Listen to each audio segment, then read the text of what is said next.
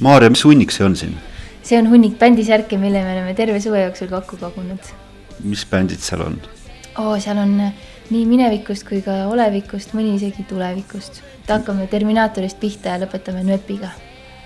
Ja palju neid kokku on ja kes see need endale saab? Kokku neid on ligi 30-40, ma ei ole jõudnud veel kokku lugeda, sellepärast, et üks hunnik on veel teises toas ka. Ja nii selle kui teise hunniku saab endale üks inimene, kes on saatnud meile sõnumi numbril 1512, ükskõik millal suve jooksul. See on toimunud, sa osaled.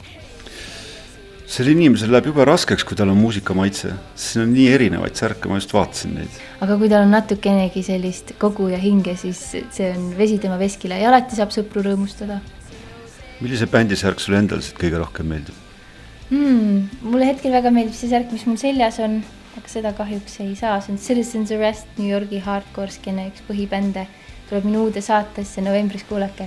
Aga siit tegelikult Lenna sinine on ikka väga minu maitse järgi. Miks need särgid enamuses kõik musta värvi on? Seda ma tõesti ei tea, aga meil oli iWear Experimenti bändisärgi tuleviku teemaline küsitlusraadio kahe rahva hulgas, et mis värgi tuleb nende järgmine särk. Ja nad valisid musta, kus on siis meie bändisärgi armastuse värv. Minu versioon on see, et bändisärgi kantakse bändi kontserdil ja siis higistatakse palju ja siis võib-olla lihtsalt ei paista nii hästi välja.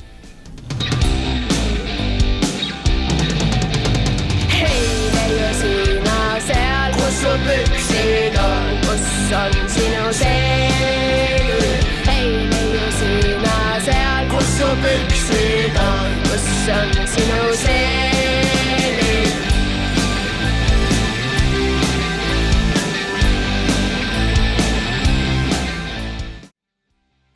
Mul tekkis hoopis üks küsimus, et huvitav, miks särgid enamuses musta värvi on? Kui sul tekkis see küsimus, siis ma kartustan, et sul on ka teooria. Ja ma arvan, et enamus bändisärgi kandvaid inimesed on paksud ja siis must värv võib-olla näitab neid saledamana. Aitäh komplimendi eest.